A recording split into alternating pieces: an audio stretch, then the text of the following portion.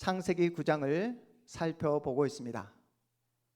여러분, 하나님께서 이 땅에 홍수를 허락하신 이유가 무엇이었죠? 인간의 죄 때문에 그렇습니다.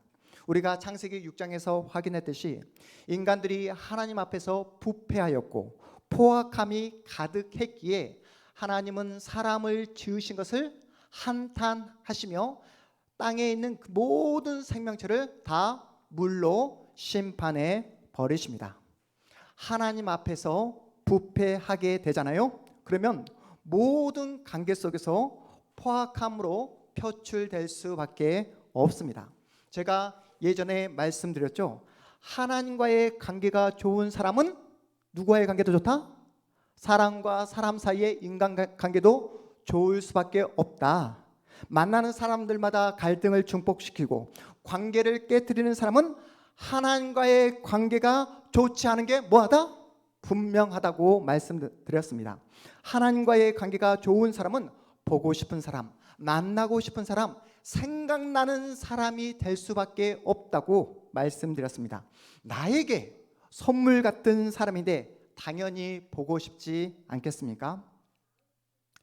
평상시에 제 아내는 저에게 전화를 잘 하지 않습니다. 이번 주 중에 그런데 2번이나 저에게 전화를 하는 거예요. 네, 보고 싶다고. 이런 말을 했겠습니까? 네. 치약 제대로 주문했냐고. 치약. 이번에 제가 온라인으로 처음으로 이렇게 치약을 주문해 보았거든요. 치약이 오지 않는 거예요. 그래서 주소를 정확하게 기재했는지 다시 한번 확인하기 위해서 한 번도 아니고 2번씩이나 저에게 전화를 한 제 아내였습니다. 저번 주에도 이야기했듯이 요즘 사람들은 기다리지를 못합니다. 당일 배송에 너무나 익숙해져 있다 보니까 하루 이틀 기다리는 것을 좀처럼 하지 못해요. 그런데 조금만 기다려보라고 제가 오늘 이틀이 지났으니까 3일째는 분명히 올 것이라고 이렇게 이야기를 했을 때 그날 밤 치약이 배송되게 되었어요. 치약을 2손에 받는 순간 제 아내가 얼마나 기뻐하는지 모릅니다. 그런데 여러분, 서로가 서로에게 선물이 되어주는 대상이 되어진다고 여러분 생각해 보십시오. 얼마나 보고 싶고 만나고 싶고 기억나는 사람이 되겠습니까? 노아 시대 때 사람들은 서로가 서로에게 선물이 되어주기보다 상대방을 내 욕망과 내 이익을 위한 수단으로 사용했던 그런 시대였습니다. 그래서 사람과 사람 사이의 관계가 파괴되고 포악함이 난무했던 그런 시절이었어요. 하나님의 형상대로 지음받은 인간에게 인간이 도저히 해서는 안 될 폭력과 살인이 난무했기에 하나님은 이렇게 포악함이 가득한 이 세상을 더 이상 지켜볼 수 없어서 홍수 심판을 집행했던 것입니다. 그래서 홍수 심판은 2가지 의미가 있는 거예요. 우리 화면 한번 볼까요? 홍수 심판의 2가지 의미. 첫 번째가 무엇입니까? 죄로 부패한 인간을 심판하시는 하나님의 공의적 측면이 바로 홍수 심판의 첫 번째 의미입니다. 2번째 의미가 무엇입니까? 죄로 파괴된 세상을 다시 새롭게 회복하시려는 하나님의 의지의 행동이 바로 홍수 심판이라는 거예요. 새롭게 시작하는 노아와 노아 가족들에게 생육하고 번성하여 땅에 충만하라 라고 이렇게 말씀하는 내용이 오늘 본문의 말씀입니다. 그래서 우리 본문 1절 말씀 함께 읽어보겠습니다. 본문 1절 시작. 하나님이 노아와 그 아들들에게 복을 주시며 그들에게 이르시되 생육하여 번성하여 땅에 충만하라. 아멘. 여러분, 생육하고 번성하여 땅에 충만하라 이 말씀을 본 순간 어떤 말씀이 여러분의 머릿속에 떠오르십니까? 그렇죠. 복을 주시며. 이 말씀을 앞에서 우리가 보았잖아요. 이미 창세기 1장에서 언제요? 인류의 첫사람 아담과 하와에게 이 말씀과 너무나 비슷한 말씀을 하나님께서 아담과 하와에게 주셨던 그 말씀을 여러분이 기억하고 계실 것입니다. 그렇죠? 기억나셔야 됩니다. 그래서 창세기 1장 27절 28절 말씀 우리 다음 한번 볼까요? 함께 읽어보도록 하겠습니다. 시작. 하나님이 자기 형상 곧 하나님의 형상대로 사람을 창조하시되 남자와 여자를 창조하시고 28절 하나님이 그들에게 복을 주시며 하나님이 그들에게 이르시되 생육하고 번성하여 땅에 충만하라. 땅을 정복하라. 바다의 물고기와 하늘의 새와 땅에 움직이는 모든 생물을 다스리라 하시니라. 아멘. 이 말씀 기억나시죠? 읽어보니까 창세기 1장 하나님이 태초에 천지를 창조하신 우리 하나님께서 첫 번째 인간 우리의 인류의 조상 아담과 하와를 창조하신 다음에 주셨던 하나님의 명령이었습니다. 그런데 앞에서 읽었던 오늘 우리가 함께 보았던 창세기 9장 1절 말씀과 오늘 우리가 과거를 회상하며 기억하며 창세기 1장 20절 28절을 말씀을 읽어봤는데 여러분 동일한 말씀도 있지만 분명하게 느껴지는 차이점 보이십니까? 어떤 차이점이 있죠? 같은 말씀은 생육하고 번성하여 땅에 충만하라 이 말씀은 동일합니다. 하지만 노아에게 주셨던 말씀과 인류의 첫사람 아담과 하와에게 주셨던 말씀의 차이가 극명하게 드러나는 그 말씀이 있어요. 노아에게는 주시지 않는 말씀이 있죠. 뭐 그렇습니다.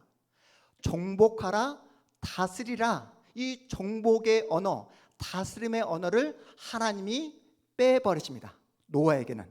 이제 보이시죠? 다시 말해 노아로 시작되는 새로운 세상에는 정복과 지배의 세상이 아닌 서로 관계를 맺고 서로의 생명을 지켜내는 새로운 세상이 되어야 한다는 하나님의 의지예요.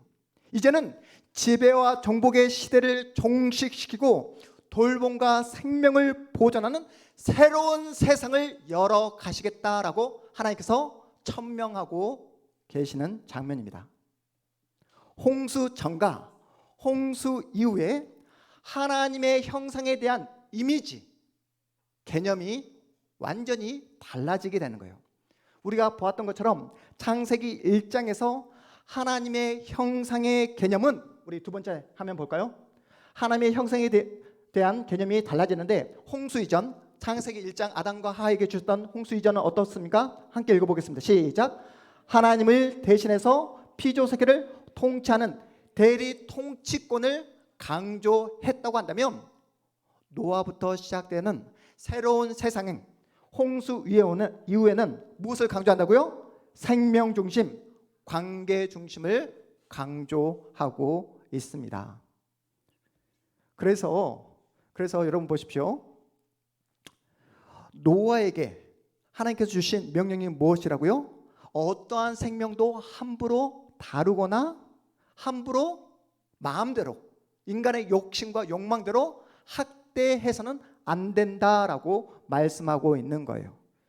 그래서 더 이상 이 땅에 폭력과 포악함이 나타나서는 안 된다. 그러한 폭력의 시대로 돌아가서는 안 된다는 하나님의 강력한 경고의 말씀입니다. 우리 본문 2절 말씀도 그래서 함께 읽어보도록 하겠습니다. 2절입니다. 시작. 땅의 모든 짐승과 공중의 모든 새와 땅에 기는 모든 것과 바다의 모든 물고기가 너희를 두려워하여 너희를 무서워하리니 이것들은 너희의 손에 붙였음이니라. 하나님은 하나님의 형상대로 지음받은 인간으로 하여금 하나님을 대신해서 모든 피조물을 다스릴 수 있는 그 고난을 허락해 주셨어요. 그 표현이 너희의 손에 붙였음이니라 라는 표현입니다. 하지만 노아 시대 때부터 시작되는 새로운 세상에는 더 이상 이 동식물을 인간의 욕심과 욕망을 표출해서 그 동물을 학대하고 착취해서는 안 된다라고 하나님께서 말씀하고 있는 거예요. 그래서 우리 본문 3절 4절도 읽어보도록 하겠습니다. 3절 4절 시작. 모든 산 동물은 너희의 먹을 것이 될지라 채소같이 내가 이것을 다 너희에게 주노라. 4절. 그러나 고기를 그 생명되는 피채 먹지 말 것이니라. 하나님은 하나님이 만드신 각종 채소뿐만 아니라 하나님께서 창조하신 동물들까지 인간의 먹거리로 허락해 주셨어요. 여러분들이 잘 아시는 것처럼 돼지고기를 금하는 종교가 있잖아요. 어떤 종교입니까? 어디죠? 돼지고기를 금하는 종교. 그렇습니다. 무슬림, 이슬람 교회에서는 돼지고기를 먹는 것을 금합니다. 소고기를 먹는 것을 금하는 종교가 있죠. 어디죠? 네, 힌두교. 왜요? 소고기는까지요. 소는 신성한 어떤 신의 형상을 띠고 있다고 믿고 있는 그들은 소고기 먹는 것을 금하고 있습니다. 하지만 여러분은 삼겹살 엄청 좋아하잖아요. 그렇죠? 네, 없어서 못 먹지. 우리 충만이 한우 좋아해요? 안 좋아해요? 네, 우리 충만이는 한우를 너무 좋아합니다. 네, 예수 믿는 우리에게 하나님은 하나님이 주신 것이기에 감사함으로 모든 것을 다 먹을 수 있다라고 허용해 주셨습니다. 하지만 하나님이 제안하신 것이 무엇입니까? 하나님은 뭐 하는 것을? 피채 먹는 것을 금지하십니다. 무슨 의미인지 이해가 되세요? 피채 먹지 말라는 것은 피채 먹지 말라는 것은 인간이 동물들의 생명을 자기 마음대로 좌지우지해서는 안 된다. 동물들을 인간의 욕망을 위해서 착취의 대상으로 여겨서는 안 된다라는 그런 의미입니다. 하나님의 형상대로 지음받은 우리 인간은 동물들의 생명을 인간의 마음대로 학대하거나 착취해서는 안 된다라고 이렇게 말씀하고 있는 거예요. 이런 맥락에서 하나님께서는 이렇게 계속해서 말씀하십니다. 우리 5절 6절 말씀도 함께 읽어보겠습니다. 5절 6절 시작. 내가 반드시 너희의 피 곧 너희의 생명의 피를 찾으리니 짐승이면 그 짐승에게서 사람이나 사람의 형제면 그에게서 그의 생명을 찾으리라. 6절 다른 사람의 피를 흘리면 그 사람의 피도 흘릴 것이니 이는 하나님이 자기 형상대로 사람을 지으셨음이니라. 아멘. 피채 먹지 말라는 이 하나님의 명령이 어떠한 말씀으로 확장되고 있습니까? 피채 먹지 말라는 하나님의 명령이 하나님의 형상대로 지음받은 인간으로 하여금 절대로 무고한 피가 흘리게 해서는 안 된다라고 살인 금지 명령을 천명하고 계십니다. 우리는 앞에서 동생 아벨을 살해한 누구를 살펴보았죠? 가인을 살펴보았습니다. 그리고 자기 기분이 언짢다고 사람 목숨을 팔의 목숨처럼 여겼던 라멕도 살펴보았어요. 그리고 자신의 욕망을 채우기 위해 사람을 수단화했던 네피림의 부패한 모습도 함께 살펴보았습니다. 이렇게 잔인한 폭력으로 얼룩진 세상을 홍수로 심판하셨기에 노아부터 시작되는 새로운 세상에는 더 이상 이러한 폭력과 살인이 있어서는 안 된다는 하나님의 강력한 경고의 말씀을 우리에게 말씀하고 있는 거예요. 하지만 노아 시대 이후에 지금까지 인간의 역사 속에서 우리의 삶의 전 영역에서 나타나는 인간의 모습은 어떻습니까? 하나님의 형상이 훼손되고 왜곡되고 있습니다. 사람이 사람을 수단화하는 잔인한 세상이 계속되고 있어요. 인간의 생명을 거래 대상으로 삼고 있습니다. 피채 먹지 말라. 더 이상 하나님의 형상인 인간을 살해하지 말라라는 하나님의 명령은 어디선가 땅에 떨어지고 포악함이 다시 난무하며 무차별적인 폭력이 가해지는 그러한 시대를 우리가 마주하고 있습니다. 부패와 포악함이 난무하는 가장 극명한 증거가 무엇입니까? 지금도 벌어지고 있는 미국과 이란의 전쟁입니다. 지금 이번 전쟁으로 수백만 명의 민간인 사상자가 속출하고 있습니다. 폭력의 악순환이 지금 지속되고 있어요. 전 지구적으로 위기 상황에 봉착하고 있습니다. 경제가 지금 불확실해지게 되었고 지금 에너지 수급 문제로 전 세계가 지금 힘들어하고 있습니다. 이번 전쟁으로 무고한 생명이 희생을 당했을 뿐만 아니라 여러분 그거 아십니까? 전쟁 발발 후에 불과 2주 만에 대략 560만 톤의 이산화탄소, 온실가스가 발생했다고 합니다. 2주 만에. 지금 한 달이 넘어가고 있죠. 지금 환경 생태학자들이 이야기하기를 지금 수질과 토양이 지금 오염되고 지금 앞으로 벌어지는 전쟁 때문에 어떠한 환경의 재앙이 올지 모를 정도로 그렇게 환경 파괴가 심하다고 경고하고 있습니다.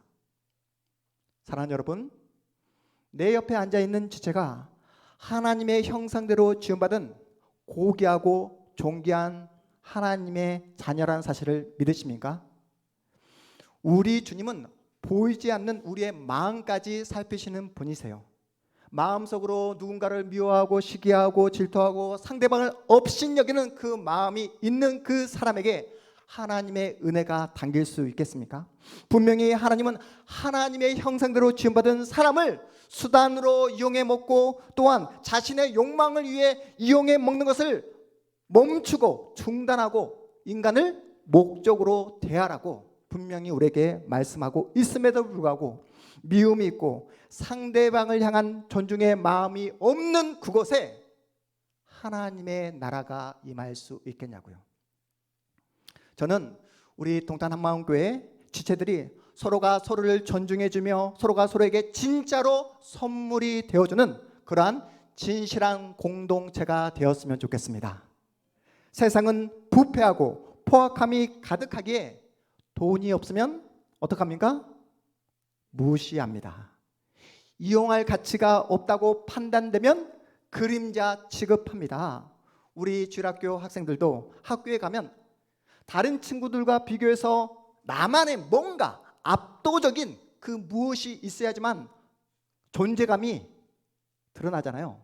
우리 충만이. 그렇죠? 우리 충만이는 키가 크고 훤칠하고 잘생겼고 착하고 그 다른 사람과 비교할 수 없는 그 어떤 따뜻함, 다정함이 있기 때문에 친구들에게 인기가 많습니다. 그렇지만 여러분, 공부면 공부, 노래면 노래, 운동이면 운동, 그리고 인격이면 인격, 뭔가 압도적인 실력이 있어야지만이 친구들이 인정해주는 그런 시대를 살아가고 있어요. 여러분, 악동 뮤지션 아십니까? 악동 뮤지션, 악뮤라고 하죠. 악뮤. 악뮤의 아버지가 선교사님이라는 사실도 여러분 알고 계실 거예요. 오빠와 여동생으로 남매로 이루어진 뮤지션입니다. 우리 집에서 우리 이한이 수한이가 함께 노래를 부를 때가 자주 있습니다. 이번 주에도 서로 같은 노래를 함께 핏대를 올리며 노래하는 모습을 발견하게 되었어요. 그래서 제가 이렇게 이야기했습니다. 너희들도 악뮤처럼 가수가 되는 건 어때? 우리 집안도 예수 믿는 집안이고 아빠도 목사님이고 또 너희도 남매니까 너희도 악뮤처럼 가수가 되는 건 어때? 라고 이렇게 묻자 저희 아내가 듣자마자 화들짝 놀라며 그 악뮤와 같은 환경, 비슷한 환경, 그리고 같은 기독교 집안 다 비슷하지만 얼굴도 남매로 얼굴도 외모도 비슷하지만 가장 결정적인 차이가 노래를 못해도 너무 못한다고. 아이들이 가수가 되고자 하는 그 꿈을 완전히 무너뜨려 버리더라고요.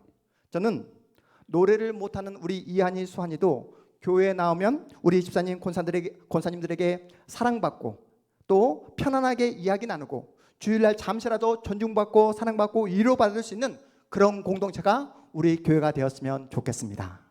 세상에서 돈 없다고 무시당했어도 또한 실력이 없어서 무시당했어도 주일날 교회만 나오면 그 어떠한 상황과 환경과 어떤 조건에도 어떤 언급 없이 주님의 사랑으로 서로를 위로해주고 존중해주고 사랑해줄 수 있는 그러한 진실한 공동체가 우리 교회가 되었으면 좋겠습니다. 오늘은 부활주일입니다. 여러분은 정말로 부활을 기대하고 부활을 꿈꾸며 부활을 기다리고 계십니까? 주님의 부활 사건이 장차 여러분에게 반드시 마주하게 될 실제 사건이라는 사실을 여러분은 정말로 믿고 계시냐고요. 부활을 믿는다는 것은 그저 부활 주일날 이렇게 교회에 나오는 것으로 증명되지 않습니다. 바로 부활하신 예수님이 여러분의 삶 가운데 드러나야 한다는 거예요. 부활 사건이 나와 동떨어진 동화 속의 이야기가 아니라 우리 자신의 이야기로 믿고 그렇게 생활을 하는 것입니다. 주님의 교회는 서로 환대해주고 있는 모습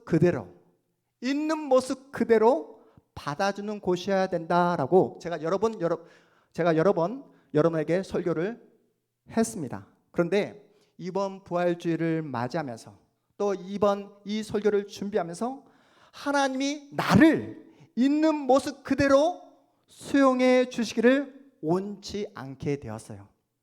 우리 사랑하는 한마음 가족들이 과거에 가졌던 모습 그대로 있기를 원하지 않게 되었습니다. 이번 부활주일을 맞이하면서 하나님이 나를 바꾸어 주시기를, 우리 한마음 가족들이 하나님 앞에서 온전해지기를 간절히 기도하는 한 주간을 보내게 되었습니다. 여러분, 제 기도가 잘못되었습니까? 여러분을 향한 저의 기대가 너무 높다고 생각하십니까? 아니에요. 여러분이 진정 부활하신 주님을 만났고 그 주님의 부활을 꿈꾸고 그 부활을 기다리고 계시다면 과거의 방식대로, 삶의 모습대로 절대로 그렇게 살아갈 수 없습니다. 부활하신 주님을 만난 신자가 어떻게 과거의 모습 그대로 살아갈 수 있겠습니까? 여러분은 하나님의 은혜를 맛보셨잖아요. 복음의 능력을 경험하셨잖아요. 그런 우리가 계속해서 부패함과 포악함의 자리에 머물러 있을 수 있겠습니까? 그래서 저는 있는 모습 그대로 받아들여지는 데에 만족하지 않기로 결심했습니다. 부활하신 주님을 만났기에 이제는 과거의 모습을 버리고 주님께서 원하시고 바라시는 그런 생명이 넘쳐나는 변화된 모습으로 우리가 성장하고 변화되어야 될 줄 믿으시기 바랍니다. 20세기 최고의 신학자로 불리우는 스탠리 하우어스가 그리스도가 만드신 차이라는 책에서 사람이 사람에게 줄 수 있는 최고의 충고가 아니라 최악의 충고가 너 자신이 되라는 충고라고 이야기하고 있더라고요. 사람이 사람에게 줄 수 있는 최악의 충고가 뭐라고요? 너 자신이 되라. 너 자신이 되라가 최악의 충고라고 이야기합니다. 너 자신이 되라는 게 왜 최악의 충고이겠습니까? 우리 안에는 선한 것이 없어요. 하나님의 심판의 근거가 되었던 부패함과 포악함이 우리의 모습입니다. 너 자신이 되라는 충고는 계속해서 부패함의 자리, 계속해서 포악함의 자리에 머물러 있어도 된다고 허용해 주는 거예요. 부활하신 주님을 만난 사람은 내가 만난 그 주님을 상대방도 만나기를 기대할 수밖에 없습니다. 내가 받은 그 주님의 사랑을 상대방도 느끼기를 원할 수밖에 없어요. 그래서 부패하고 포악함의 자리에서 벗어나 하나님의 형상을 회복하는 자리로 나오게 하는 것이 상대방을 향한 진정한 사랑입니다. 그런데 우리 시대가 어떻습니까?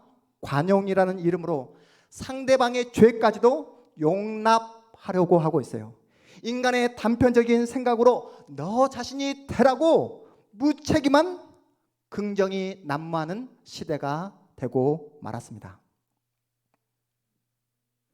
저는 우리 동탄 한마음교회가 어떤 교회가 되기를 소망하고 기대하고 기도하고 있을까요? 오늘 우리 유미영 권사님께서 너무나 은혜스러운 대표 기도로 이 자리에 빈자리가 하나도 없을 정도로 차고 넘치는 우리 교회가 되었으면 좋겠다라고 간절한 마음으로 기도했습니다. 저도 그랬으면 좋겠어요. 네. 하지만 제가 정말로 소망하고 제가 정말로 기대하고 기도하는 우리 교회의 모습은 우리 교회가 세상에 알려지고 우리 교회가 커지고 성장하고 부흥하고 이런 것보다 저는 부활을 맛본 여러분들이 서로가 서로에게 선물이 되어주고 우리의 관계의 친밀도가 높아지는 그런 교회가 되었으면 좋겠습니다. 다정하고 따뜻한 어른들이 많아지는 교회가 되었으면 좋겠어요. 인생을 살다 보면 힘들 때 있잖아요. 그리고 어려울 때가 반드시 찾아오기 마련입니다. 그러면 아무런 고민 없이 전화할 수 있는 대상, 그리고 그 대상으로부터 무조건적인 지지와 위로와 사랑을 받을 수 있다는 어떤 정서적인 안정감을 느낄 수 있는 그런 교회 공동체를 세우는 것이 저의 교회에 대한 소망입니다. 사실 그래서 저는 다른 건 모르지만 사랑하는 일만큼은, 관계의 친밀도만큼은 우리 한국에서 최고의 교회가 우리 교회가 되었으면 좋겠습니다. 여러분, 요즘 사이가 얼마나 빡빡합니까? 마음 터놓고 지낼 친구 한 명 사귀기가 어려운 시대를 우리가 살아가고 있습니다. 사람을 사귈 때도 나와 이해관계가 맞아야 사람을 사귀잖아요. 사람을 사귀는데 이용 가치를 따지는 시대가 되고 말았습니다. 그래서 이용 가치가 다하면 사람을 마치 주식을 하는 것처럼 손절이라는 단어를 사람에게 사용하는 시대가 되고 말았어요. 그런 시대 속에서 저는 우리 교회에서 신앙생활을 하면서 평생을 함께 지낼 수 있는 평생 친구를 이곳에서 우리가 만났으면 좋겠습니다. 우리 유명 권사님, 우리 교회에서 친구를 만나셨잖아요. 누구죠? 제가 권사님의 친구입니까? 이제는 권사님이 목사와 언제 또 이용훈 집사님을 목사로 만드실? 우리 권사님은 우리 교회에서 이용훈 집사님 친구를 만나게 되었습니다. 앞으로 서로 친하게 지내시기 바랍니다. 교회에서 평생 동안 신앙생활 하는데 내 마음 터놓고 지낼 친구 하나 사귀지 못한다고 한다면 그분이 정당한 신앙생활을 하고 있다고 말할 수 있겠습니까? 여러분, 하나님을 사랑한다 말을 하면서 하나님과 관계가 좋다고 말을 하면서 같은 공동체 안에서 마음을 터놓고 이야기할 그런 친구 하나 사귈 수 없다고 한다면 여러분, 하나님께서 뭐라고 우리에게 말씀하시겠습니까? 부패와 포악함이 가득한 이 세상 속에서 우리가 가진 신앙이 진짜임을 증명할 수 있는 그 근거가 뭐냐면 평생의 친구를 이곳에서 만드는 거예요. 세상의 폭력적인 문화, 사람을 사람으로 대하지 않고 수단으로 생각하고 이용해 먹고 그 가치가 사라지면 가차없이 버려버리는 이 비인간적인 문화를 이겨내는 방법은 내 옆에 앉아있는 지체를 주님의 사랑으로 무조건 사랑해내는 것입니다. 나와 다른 환경과 조건 속에서 살아가는 그러한 내 옆에 있는 친구를 내 옆에 평생의 친구로 나에게 내 마음 중심에 그 친구를 두는 거예요. 그런 의미에서 우리 내 옆에 앉아있는 지체에게 오늘 이렇게 축복하며 인사 나눴으면 좋겠습니다. 내가 이번 주에 먼저 전화할게. 이렇게 한번 인사 나눠보도록 하겠습니다. 내가 이번 주에 먼저 전화할게.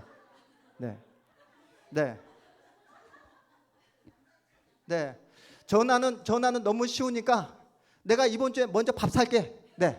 이번에 내가 가까운 시일 내에 먼저 밥 살게. 여러분, 진짜 친구가 되잖아요. 우리 충만이가 잘 알고 있을 텐데 진짜 친구가 되잖아요. 절대로 그 친구를 이용해 먹지 않습니다. 뒤에서 뒤통수 치지 않아요. 무슨 일이 있어도 그 친구를 뒤에서 뒷담화하지 않습니다. 제가 이래봬도 저를 좋아하는 몇몇 친구들이 있는데요. 여러분이 다 알고 계시는 작년에 미얀마에서 잠시 한국에 오셔서 우리 교회에서 설교를 하신 미얀마를 섬기고 계시는 이홍규 선교사님이 저의 절친입니다. 신학대학원 시절을 저는 서울에서 용인까지, 여러분 용인 양재 총신 신학대학원이 있잖아요. 그래서 저는 통학을 하게 되었는데 친구 이홍규 선교사님은 학교에서 기숙사 생활을 하고 있었어요. 제가 학교 끝나고 집을 갈라치면 우리 이용규 선교사님이 집에 가지 말라고, 자기는 땅바닥에서 잘 테니까 자기 침대를 저에게 내어주었던, 아낌없이 주었던 그런 친구였습니다. 신대원 이제 졸업하는 날이 되었어요. 이용규 선교사님이 저에게 이야기하기를, 요섭아, 나는 신학대학원 졸업하는 것 절대로 서운하거나 섭섭하지 않아. 하지만 너랑 헤어지는 게 너무나 섭섭하고 슬퍼 하면서 두 눈에 그 눈시울이 붉어지는 거예요. 네. 제가 동탄에 개척을 한다 했을 때 옆에서 얼마나 많이 걱정해주고 기도해 주었는지 모릅니다. 요섭아, 너는 참으로 대단하다. 나는 때려 죽어도 개척은 못한다. 하나님께서 나로 하여금 아프리카 오지로 보내면 선교사는 얼마든지 갈 수 있지만 나는 절대로 개척은 못한다 라고 하면서 그 없는 돈에, 제가 개척을 할 때 없는 돈에 강백상 하라며 그렇게 또 거금의 헌금을 해주었던 그런 친구였습니다.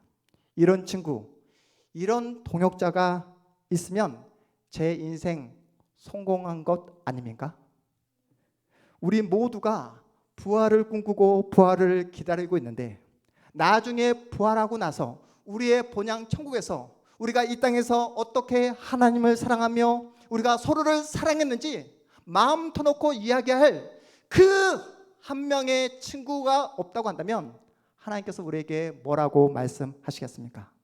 그런 의미에서 오늘 식사 후에 우리가 뭐 하자고요?